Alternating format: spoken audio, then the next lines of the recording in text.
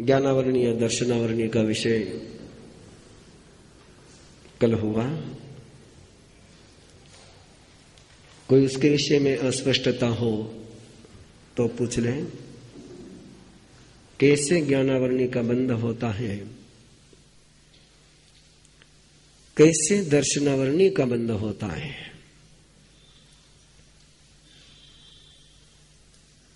क्यों नहीं हमारा समय पर दिमाग काम नहीं करता,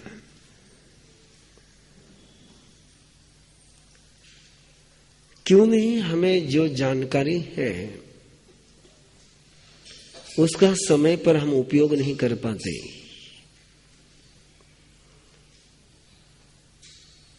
जो सुना हुआ है, जो पढ़ा हुआ है, वो क्यों नहीं समय पर यूज कर पाते हैं, उपयोग में ले पाते हैं।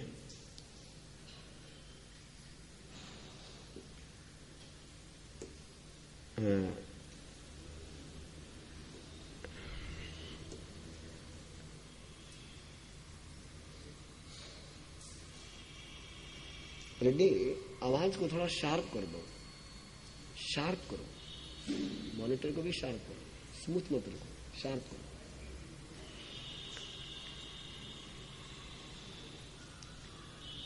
ऐसा क्यों होता है कि एक व्यक्ति को सही समय पर सही निर्णय लेने की बुद्धि हो जाती है और एक व्यक्ति सही निर्णय लेता है लेकिन गलत समय पर लेता है। ऐसा क्यों होता है कि एक समान ट्रेनिंग लेने के बावजूद भी एक व्यक्ति को बात बराबर वो कैच कर लेता है और एक व्यक्ति के हाथ में से क्या छूट जाता है।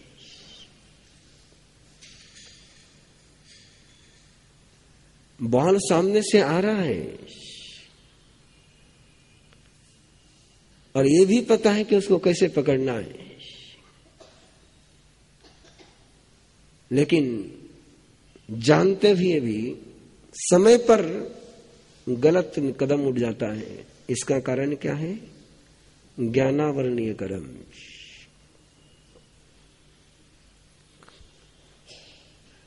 इस ज्ञानावरणीय कर्म की बंध की बात कल आपके सामने रखी गई थी।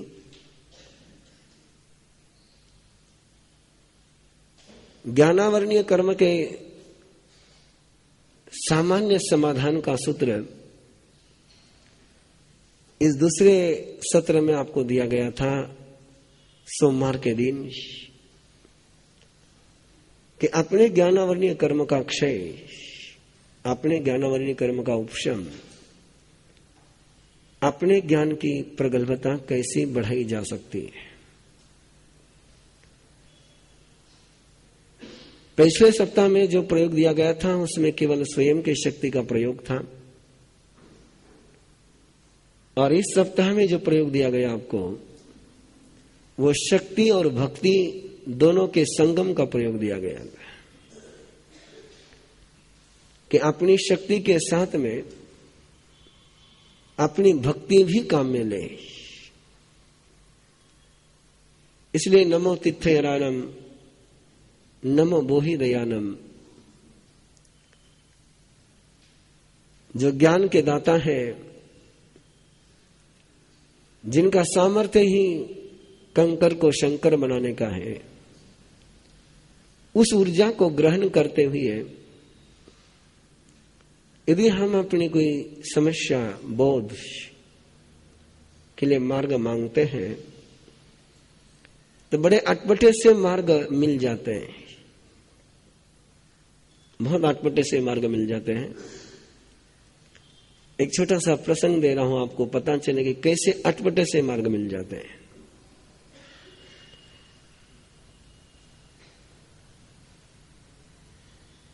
जैसे यहां गला डैमेज हुआ, वैसे पुणे में भी डैमेज हुआ था और पुणे में इससे ज्यादा डैमेज हुआ था।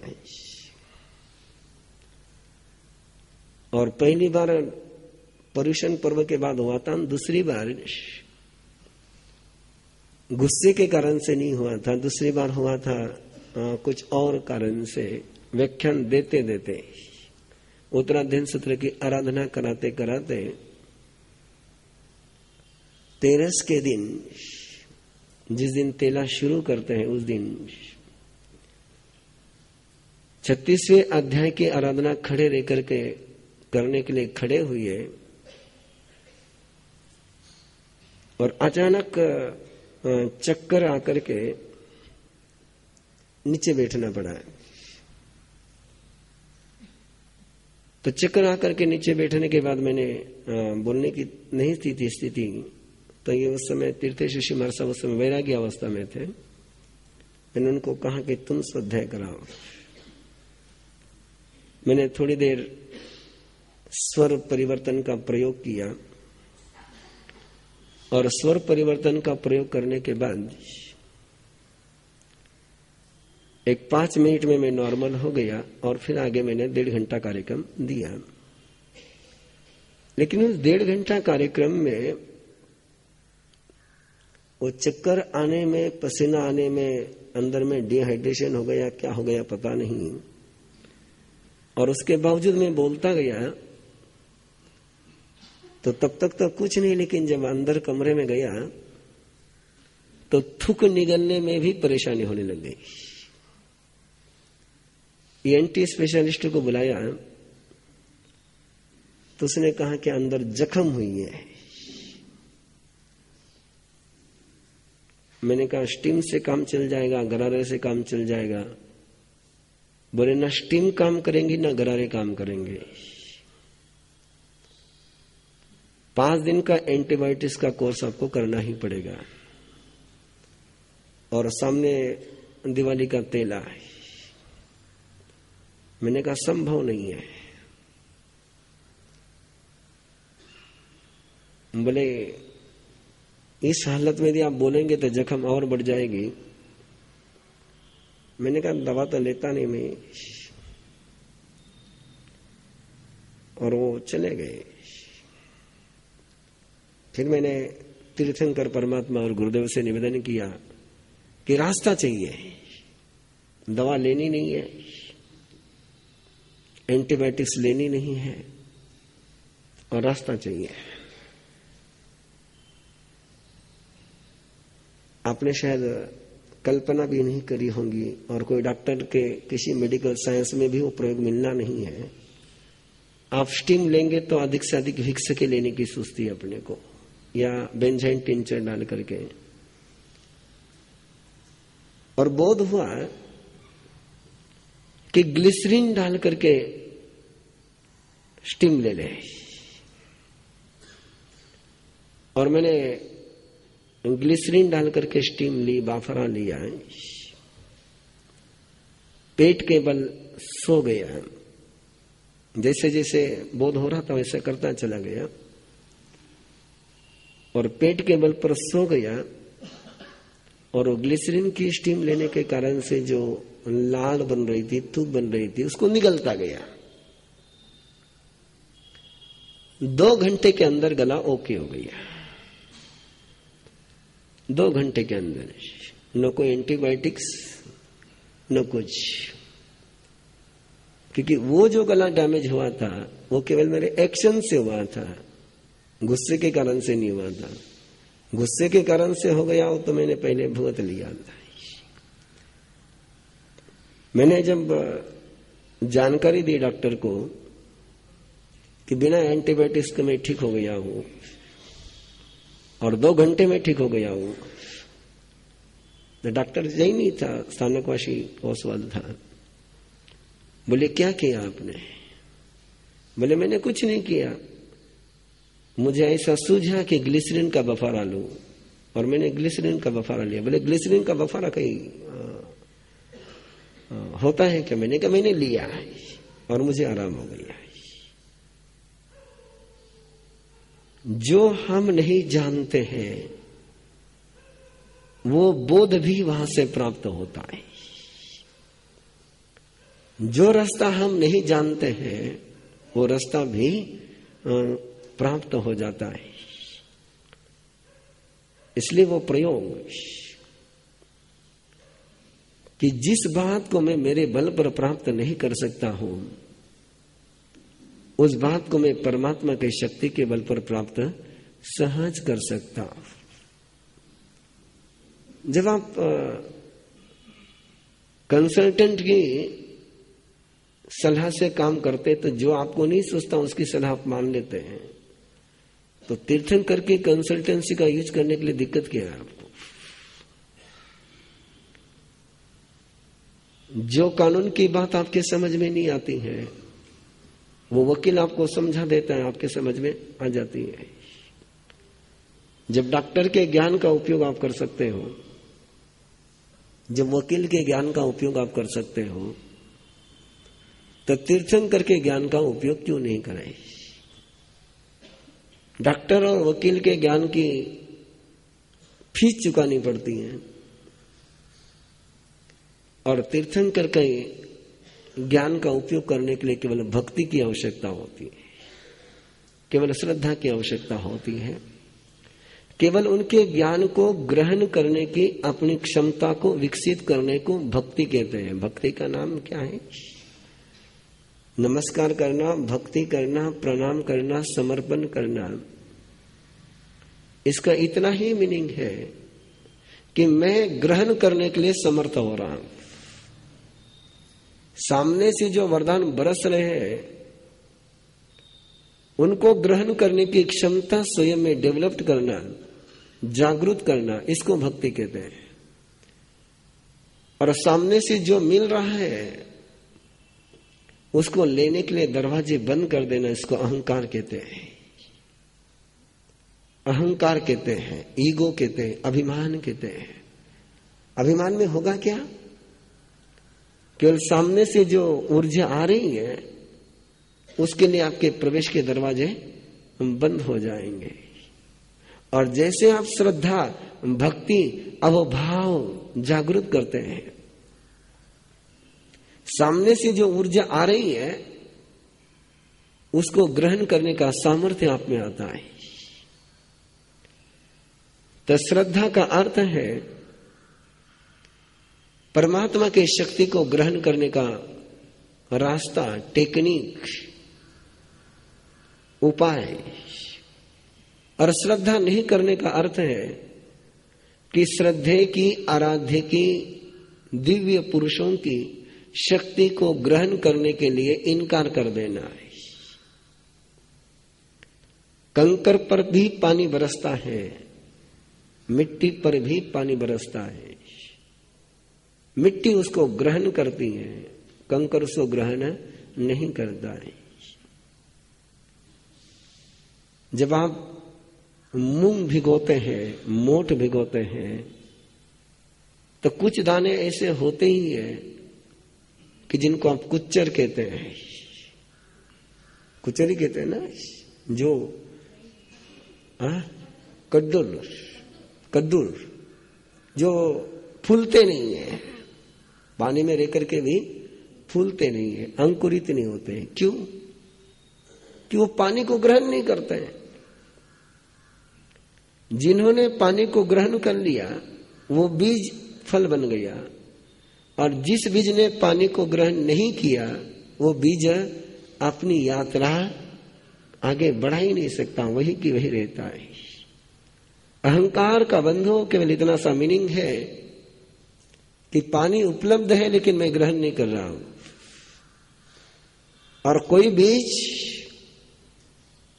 बिना पानी ग्रहण करे अपनी वृक्ष होने की यात्रा शुरू नहीं कर सकता है। अपने अंदर में जो मंगल के बीज है, अपने अंदर में जो शुभ के बीज है, अपने अंदर में जो ज्ञान के बीज है, इनको यदि आपको डेवलप करना है, विकसित करना है, इनको पूर्णतः फलित करना है, तो उसका पहला सूत्र है कि जो ज्ञान है, ज्ञानी पुरुष है, उनके प्रति श्रद्धा, भक्ति, अहोभाव। उनकी अवहेलना करने का अर्थ इतना होता है कि उनकी ऊर्जा से, उनके शक्ति से स्वयं को वंचित कर देना है। पूरी दुनिया में ऐसी कोई जगह नहीं है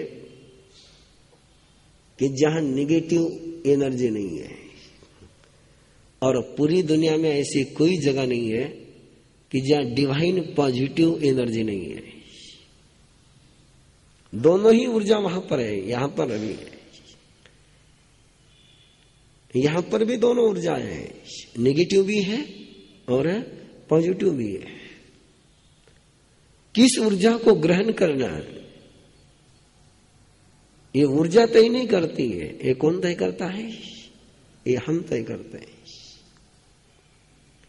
जिस समय टीवी के स्क्रीन पर आप एक चैनल देखते हो, उस समय भी आपके रूम में बाकी सभी चैनल का संप्रसारण वहां पर है, लेकिन स्क्रीन पर आपको कौन सा दिखेगा? जो स्टेशन आप लगाओगे। आपने तीर्थंकर का स्टेशन लगाया, तीर्थंकर की ऊर्जा आएगी। आपने रावण का स्टेशन लगाया, रावण की ऊर्जा आएगी। जिसका स्टेशन लगाओगे उसकी ऊर्जा आएगी। ऊर्जा कौन सी आ रही है ये देख लो, पता चल जाएगा कि स्टेशन कौन सा लगाया है।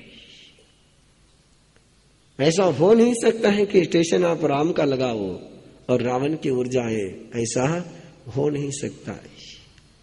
तो परमात्मा का स्टेशन लगाने को कहते श्रद्धा, भक्ति, अहोभाव, विनय, और उसी के आधार पर प्रयोग आपको दिया गया। प्रयोग का साइंस मैंने आज समझाया आपको कि वो प्रयोग के पीछे क्या विज्ञान काम करता है, कैसी ऊर्जाएं काम करती हैं, और हम सहज उस ऊर्जा से लाभान्वित हो सकते हैं, सहज लाभान्वित हो सकते हैं।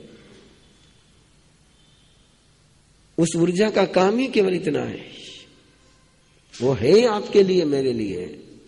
हम यदि उसका उपयोग नहीं करते हैं तो हम स्वयं का ही नुकसान करते हैं। इसलिए वो प्रयोग आपके हाथों में है, उपयोग करना नहीं करना वो भी आपके हाथों में है। आप करोगे, रिजल्ट पक्के आएंगे, रिजल्ट पक्के आएंगे। जो नहीं पता वो पता चल जाएगा, अज्ञात का ज्ञान हो जाएगा। अनजानी राहों पर भी ऐसे चलोगे, अनजानी राहों पर भी ऐसे चलोगे कि जैसी जानी पहचानी राहों पर कदम आराम से चलते। मैं भी मेरे जिंदगी के प्रसंग देता ही चला जाऊं तो बहुत लंबे हो जाएंगे वो प्रसंग, क्योंकि मैं तो इनके प्रयोग करते ही रहता हूं। बाहर के लाइफ में भी करते रहता हूं, अंदर के लाइफ में भी करते रहता हूं, हर जगह करते रहता हूं। देहरादून से हरिद्वार जा रहे थे, देहरादून से हरिद्वार जा रहे थे, और रास्ते में और राजा जी उद्यान लगता है, बहुत घना जंगल हजारों एकड़ में फैला हुआ, और पहाड़ियां, और मैं हूं थोड़ा सा, पहाड़ी दिखे, जंगल दिखे तो मुझे आपके रास्ते चुभने लग जाते हैं। मैं उन रास्तों को छोड़ करके जंगल में घुस जाता हूं। अब संत सब साथ में थे, सारे संत तो मेरे साथ चलने के लिए तैयार नहीं हो सकते थे, मुझे पता था, इसलिए मैंने सबको मैंने कहा मुझे काम है, आप जाओ आगे। फिर भी एक संत मेरे साथ रुक गया, और थोड़ी देर के बाद मैंने कहा देख, मैंने रोड से आना नहीं है, मैंने आना है जंगल के रास्ते से। बोले जंगल के रास्ते से आपको क्या पता? मैंने कहा पता पिता को तू छोड़ दे चिंता, मैंने रोड पर से चलना नहीं है। और पहली बार जा रहा था मैं हरिद्वार, उसके पहले कोई जाने का काम नहीं था। बोले कहां भटकोगे, कहां निकलोगे? मैंने तो ये सारी चिंताएं छोड़ दे, मैंने जंगल में घुसना है, तुझे डर लगता हूं, तू रोड पकड़ ले, और तुझे यदि मेरे साथ आना हो तो एक शर्त के साथ कि मैं आगे चलूंगा, पीछे तुझे चलना है, पूछना नहीं, डरना नहीं। अब वो भी थोड़ा खम क्या था, वो निकल गया मेरे साथ, जंगल में घुस गया, और मुझे कोई पता नहीं हरिद्वार किधर है, आगे रास्ता है नहीं है, आई डोंट नो। पर अपने मंत्र मैंने आपको बता दिए, परमात्मा मैं इस रास्ते से जब पहुंचना चाहता हूं, रास्ता बताओ, बाकी कोई पता नहीं अपने को। और हम चले, और जो संत रोड से जा रहे थे उनके 1 घंटा पहले हम ठिकाने पर पहुंच गए। अब वो स्थिति ऐसी थी कि उस दिन हाथियों का उत्पात हो गया था, तो संत हम दिखे नहीं पीछे से आते हुए, तो आने जाने वाले को पूछे कि संत पीछे से आ रहे क्या, और हम रोड पर तो है नहीं, आने वाले क्या कहेंगे, बोले नहीं है, पीछे संत नहीं है। और पीछे संत नहीं है कहते हैं उनके तो सबके ब्लड प्रेशर अच्छी तरह से बढ़ गए थे, और हम ठिकाने पर पहुंच गए, आराम से पहुंच गए, आराम से रास्ता मिलता गया, चलते गए, किसी को पूछा नहीं, कोई रास्ते में मिला नहीं, और बिल्कुल जहां पहुंचना था वहां पर बिल्कुल आराम से पहुंच गए।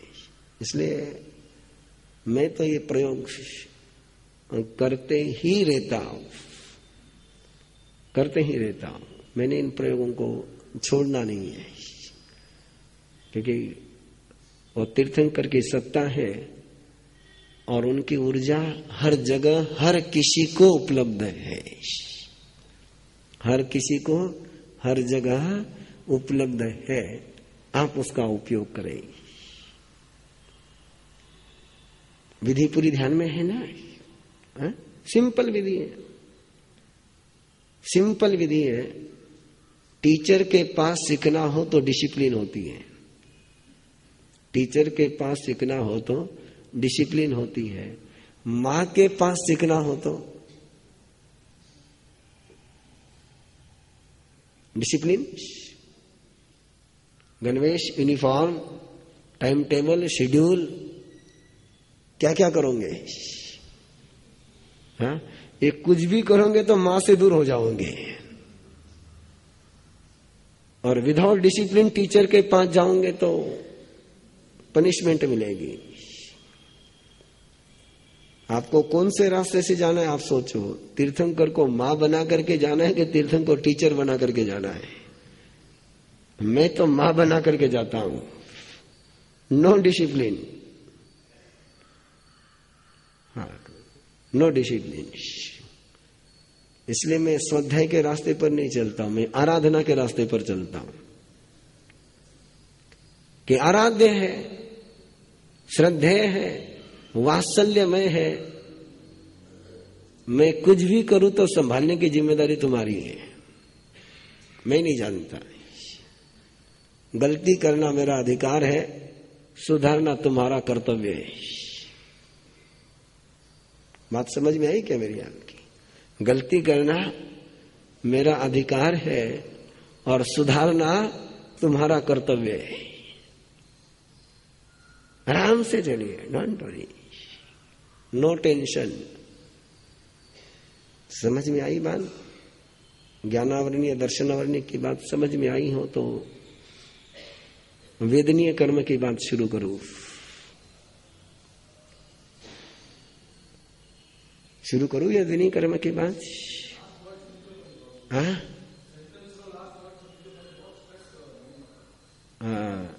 कौन सा सेंटेंस? अच्छा, तो थोड़ा सा तो इसका आवाज और शार्प कर दे, आवाज शार्प कर दे, आवाज बड़ा कर दे।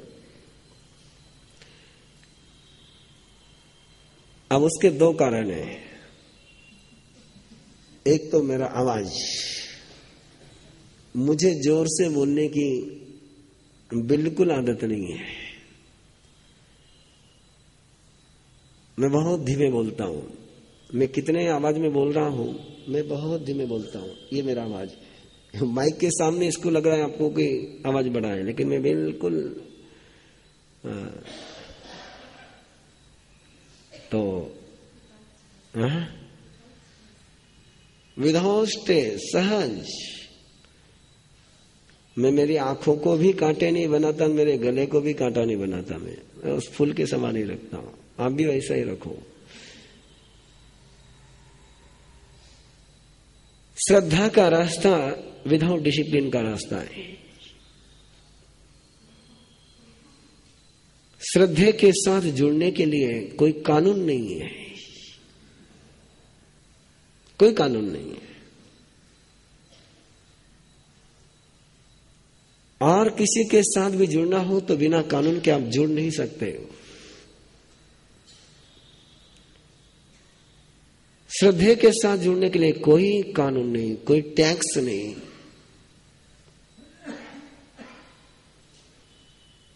जैसे मां के साथ जुड़ने के लिए कोई डिसिप्लिन, कोई डिसिप्लिन। जरा सोचना मेरे साथ,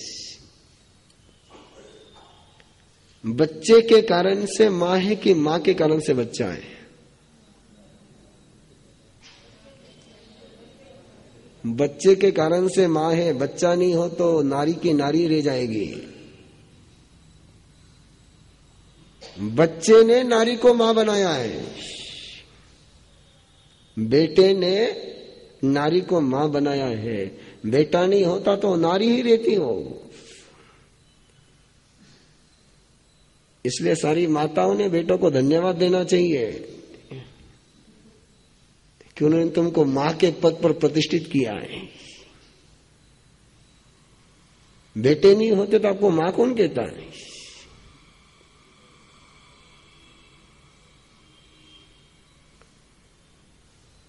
भक्त नहीं होते तो भगवान कौन कहता है? भगवान के बल पर भक्त का अस्तित्व नहीं, भक्त के बल पर भगवान का अस्तित्व है। हाँ। इसलिए आपको थोड़ा सा अटपटा लगता होगा, लेकिन अपनी गाड़ी ऐसी पटरी पर चलती है। हमारे महाराष्ट्र के संत ज्ञानेश्वर है, और उन्होंने एक निसर्ग का उदाहरण देते हुए समझाया। आपने कभी देखा होगा कि बछड़े को, गाय को दूध पीते हुए, गाय को पीते हुए बछड़े को देखा होगा। बछड़ा क्या करता है? गाय को ढुसलियां मारता है। वो कोई शांति से थोड़ा पीता है, वो शांति से नहीं पीता है, वो ढुसने मारते जाता है। और जैसे जैसे वो ढुसने मारता है वैसे वैसे गाय को दूध छूटते ही जाता है। बोले भगवान और गुरु कैसे हैं? जितनी इनको ढुसनियां दो उतनी ज्यादा कृपा बरसती है।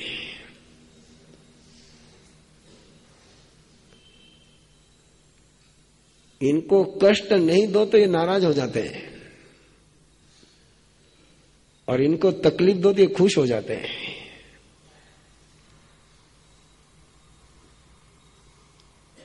आपने कभी अनुभव किया कि नहीं किया मुझे पता नहीं, लेकिन इनसे पूछो, ये कितनी ही थकी हुई हो और आपने जाकर के कह दिया कि मुझे आज तुम्हारे हाथ से ये चीज खानी है, बनाने में पीड़ा हुए कि आनंद आवे? हाँ? आनंद आता है ना। ये ऐसा ही गणित है वात्सल्य का।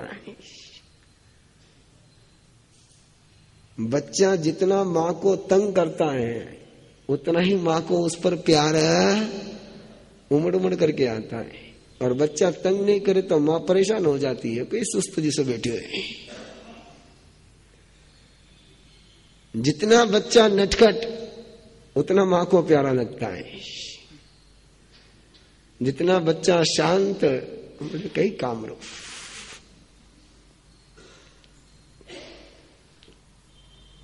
देखो तो सही, आप जरा आंख खोल करके देखो, पूछो इनको। कौन अच्छा लगता है? चुपचाप बैठा हुआ? हाँ, शिकायत मत करना वापस आकर के, बच्चे बहुत तंग करते हैं।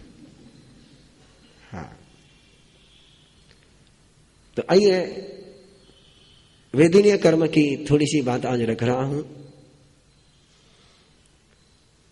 वेदनीय कर्म जिसके इस कारण से सुख और दुख की अनुभूति होती है।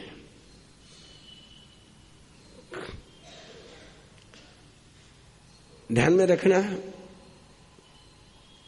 क्योंकि आप लोगों ने कुछ सुन के रखा हुआ है और कुछ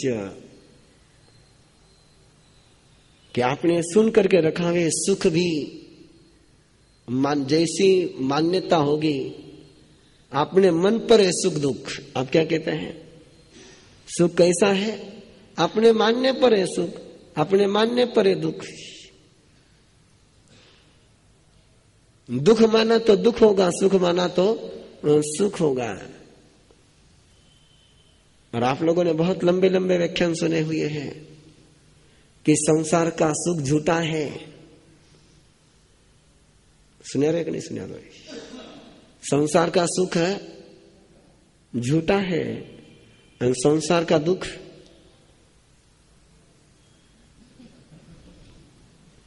है।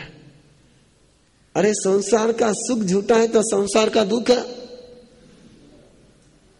नहीं, वो सच्चा है।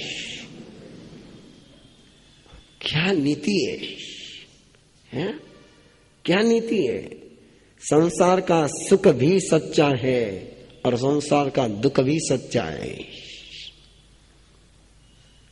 न संसार का सुख झूठा है, न संसार का दुख झूठा है। दोनों ही कैसे हैं?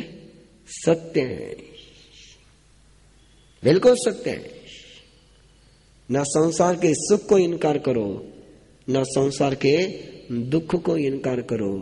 जो सुख दुख को इनकार करते हैं वो वेदनीय कर्म के अस्तित्व को इनकार करते हैं। परमात्मा ने कहा कि साता वेदनीय कर्म है, असाता वेदनीय कर्म है। असाता वेदनीय धारणा नहीं कही परमात्मा ने, कर्म है, वस्तुनिष्ठ है। सुख और दुख है, रियल है सुख और दुख है। केवल सोचने के कारण से सुख और दुख है ऐसा नहीं है। सोचने के कारण से केवल इतना हो सकता है कि दुख में भी आपको शांति रहे और सुख में भी आप उन्माद में न जाए, ये सोचने के कारण से। और उसका विषय मोहनीय कर्म में आएगा। बाकी सुख भी सत्य है और दुख भी सत्य है। कोई भी किसी को असत्य कहता होगा। संसार के सुख को असत्य कहने वाले ने संसार के दुख को सत्य कहने का अधिकार छोड़ दिया है।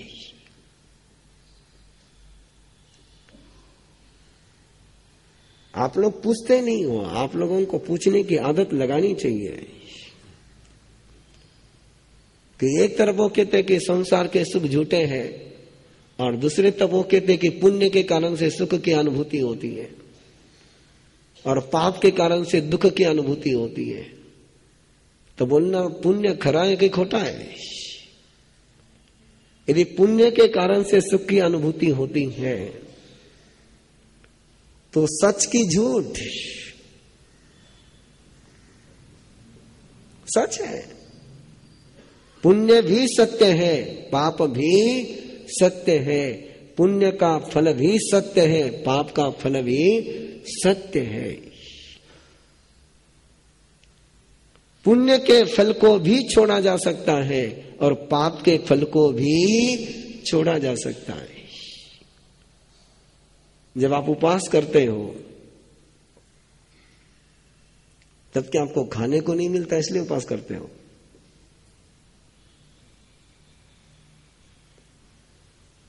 अंतराय कर्म है इसलिए उपवास करते हो? अंतराय कर्म का उदय हो गया इसलिए उपवास कर लिया?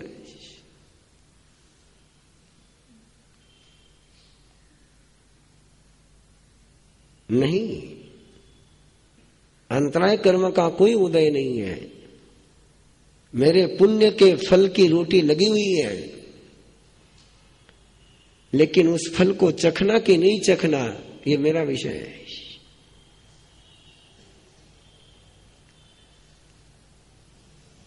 साधु संत और तीर्थंकर परमात्मा सुख का त्याग करते कि नहीं करते? करते हैं। सुख का त्याग किया कि सुख नहीं था? त्याग किया। और सुख का त्याग किया मतलब किसका त्याग किया? पुण्य के फल का त्याग किया।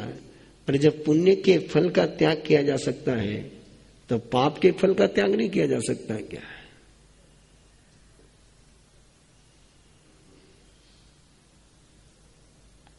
पुण्य का फल छोड़ सकते तो पाप का फल क्यों नहीं छोड़ सकते? पुण्य का फल फूलों के समान है, पाप का फल कांटों के समान है। मैं फूल छोड़ सकता हूं तो कांटे क्यों नहीं छोड़ सकता? सोचना जरा, चिंतन करना।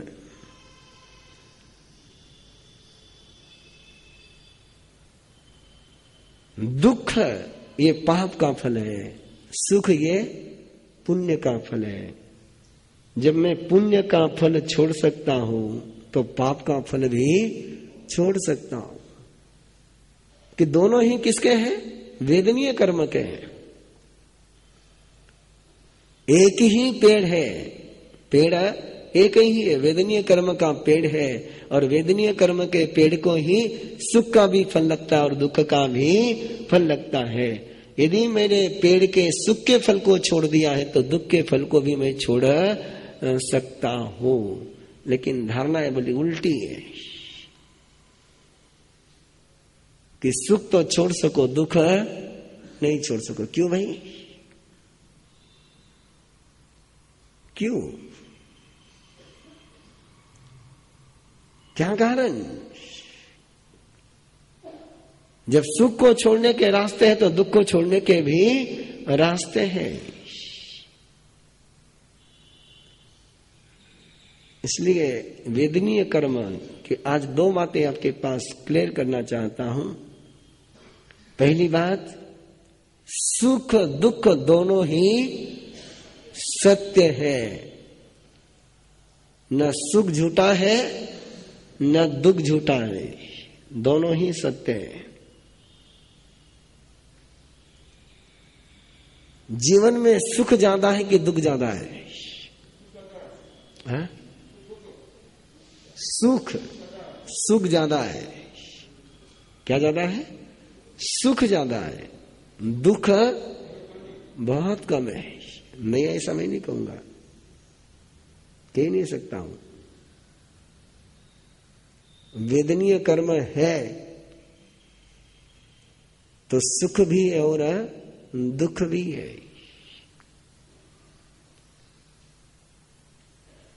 दुख की भी उम्र लिमिटेड है और सुख की भी उम्र लिमिटेड है। सुख की भी मौत होनी है और दुख की भी मौत होनी है। न सुख अमर है न दुख अमर है। ऐसा कोई दुख नहीं जिसकी मौत नहीं होगी और ऐसा कोई सुख नहीं जिसकी मौत नहीं होगी। क्योंकि आप लोगों ने थोड़े से अलग सुना हुआ है कि सुख कहीं है, बादल की छाया है ना? सुख क्या है? बादल की छाया। दुख क्या है फिर? दुख क्या है? हाँ, सुख भी बादल की छाया, दुख भी बादल की छाया। नहीं, सुख क्या है? ओस की बूंद है, तो दुख भी ओस की बूंद है। दोनों एक ही कर्म के परिणाम है। तो एक को तुम ओस की बूंद कहो, एक को तुम मोती कहो, ये चलने वाला नहीं है। दोनों ही सत्य है और दोनों की भी अपनी अपनी उम्र है। सुख की उम्र बढ़ाई जा सकती है, दुख की उम्र घटाई जा सकती है।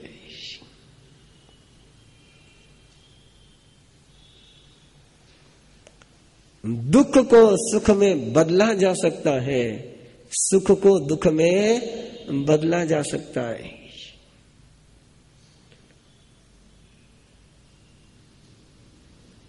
ध्यान में रखना, एक वाक्य तो आपके पास है, गुड़ गोबर कर दिया है। क्या कर दिया? गुड़ है गोबर कर दिया। आप कहते हैं ना गुड़ गोबर कर दिया, गुड़ ने कहीं बना दिया, गोबर बना दिया। गुड़ को भी गोबर बनाया जा सकता है, गोबर को भी गुड़ बनाया जा सकता है। केवल एक ही रास्ता नहीं है, बिगाड़ने का ही रास्ता नहीं, सुधारने का भी रास्ता है। दूध को बिगाड़ा भी जा सकता है, दूध को सुधारा भी जा सकता है। बिगाड़ना हो तो नमक डालो और सुधारना हो तो दही का जावन दे दो।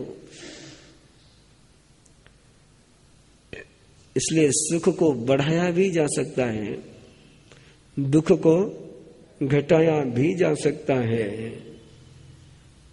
सुख को दुख में भी बदला जा सकता है और दुख को भी सुख में बदला जा सकता है।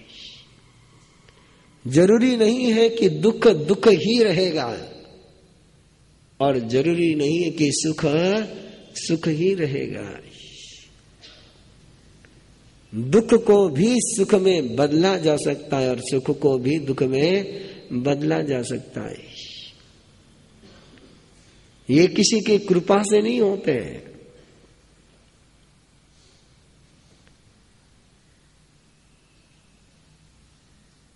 ज्ञान, श्रद्धा, चरित्र किसी की कृपा से हो सकता है, लेकिन सुख और दुख ये स्वयं के ही पुरुषार्थ का विषय है। इसलिए जो प्रयोग मैंने ज्ञान के लिए दिया वो प्रयोग सुख के लिए लागू नहीं होने वाला है कि भगवान हमारा दुख ने सुख बना दे। वो नहीं होने वाला है, वो नहीं हो सकता है।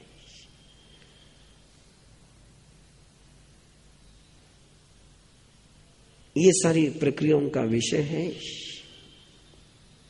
कैसे सुख के बीज बोए जाते हैं, कैसे दुख के बीज बोए जाते हैं। बीज बहुत छोटा होता है, जितना बड़ा पेड़ उतना बीज छोटा है, जितना पेड़ बड़ा उतना बीज छोटा है। बरगद का पेड़ सबसे बड़ा है, वटवृक्ष सबसे बड़ा है, उसका बीज राई के दाने जितना ही है। बीज बोना आसान है, आंगन में कोई पौधा ला करके पेड़ लगाना असंभव है।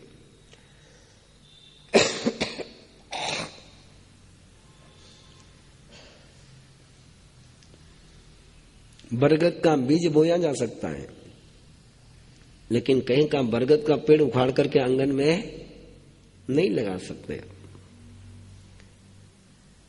बीज बोना आसान है। ये अलग बात है कि आप बीज की चर्चा करते नहीं, आप चर्चा किसकी करते हैं? फल की करते हैं। फल की उम्र बहुत कम है, बीज अमर है। अमर कौन है? हाँ, बीज की मौत नहीं है और फल की जिंदगी नहीं है। कितना ही बढ़िया फल हो, कितने दिन? आम का फल कितने दिन संभाल सकते हो? और आम का बीज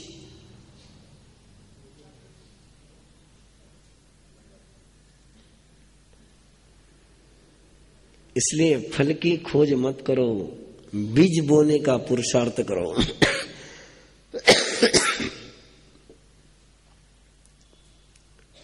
कोई फल लंबे समय तक नहीं रह सकता है, और फल में से फल का जन्म होता नहीं, फल में से फल का जन्म होता नहीं। एक बीज में से अनंत फलों का जन्म होता है। गणित समझते जाना, मैं आज केवल सूत्र दे रहा हूं, विवेचन कल करूंगा। एक बीज बोया, फल कितने लगेंगे?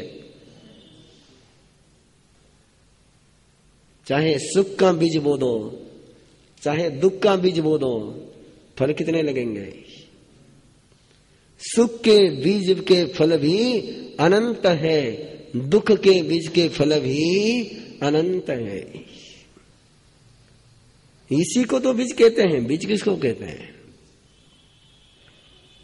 एक को एक आ जाए उसको बीज थोड़ा कहते हैं। एक बीज बोया अनेक फल आ गया, ऐसा नहीं है। एक बीज बोते हैं, असंख्य फल आते हैं, और पत्ते अनंत लगते हैं। पत्ते अनंत लगते हैं। यहां तक आ गए आप लोग? यहां तक आप मेरे साथ आ गए क्या? हाँ, कोई दिक्कत तो नहीं गई आने में? फल तो पेड़ को लगता है, फल तो पेड़ को लगता है, लेकिन पेड़ कभी फल को चखता, चखने वाला कौन है? चखने वाला कौन है? दूसरे लोग हैं। दूसरे लोग फल चखते हैं। आपने सुख का बीज बोया, उसका फल आपको मिलेगा? नहीं, सबको मिलेगा। आपने दुख का बीज बोया, उसका फल भी लगेगा आपको, लगेगा आपको। चखेंगे, चखेंगे सब। अरे तीर्थंकर ने बीज बोया, तीर्थंकर ने बीज बोया, उसके फल कौन चख रहा है? तीर्थंकर? हम सब चख रहे हैं। रावण में बीज बोया, बीज रावण ने बोया, फल अकेले रावण ने चखा गया, सबको डूब मरना पड़ा। बीज एक बोता है और फल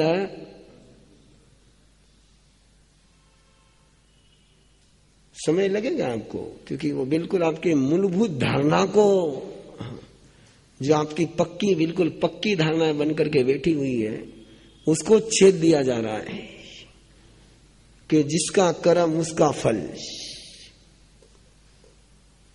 जिसने किया, जो करेगा वो भरेगा। आपका ये है। और मैं जो सुना रहा हूं उसमें वो सारा कहीं तो भी गड़बड़ा जा रहा है। और जैसे मैंने आपको पहले भी कहा, अब भी कहता हूं, मेरे साथ आपकी मुश्किल क्या है कि आपकी पुरानी बातों से मेरी बात की पटरी बैठती नहीं, और बात इतने तर्क के साथ आती है कि खंडन करने का कोई तर्क आपके पास होता नहीं। इनकार करने की हिम्मत नहीं और स्वीकार करने की मानसिकता नहीं। ये आपकी उलझन। आपकी उलझन क्या है? इनकार करने की तैयारी नहीं हो पाती है और स्वीकार करने की मानसिकता नहीं है। लेकिन ध्यान में रखना, ये सारा एक एक विषय पर एक एक गंधर्व ने चर्चा करी हुई है। जो 11 गंधर्व आपके हैं, उनमें से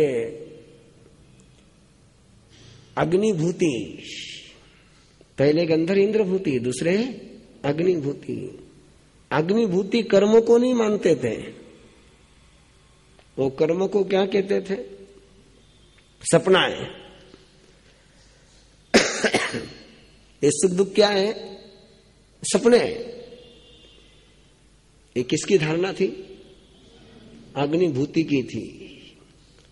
परमात्मा ने उनको बताया कि नहीं, सुख दुख सपना नहीं है, सुख दुख सत्य है।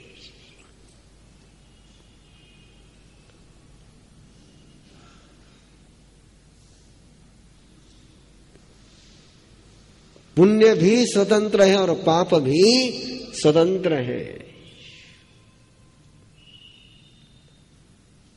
कर्म भी है, कर्म का बंध भी है, कर्म का फल भी है, और वो रियल है, वास्तविक है, काल्पनिक नहीं। आइए, समय अपना हो गया है। कल बात आगे चलेगी, लेकिन आज थोड़ा सा 24 आवर्स थोड़ा सा दिमाग आपका चलता रहेगा, है ना? नहीं चलाना चाहो तो भी चलता रहेगा, और मैं यही चाहता हूं। आप चलना नहीं चाहो तो भी चलते रहो, यही मैं ही चाहता हूं।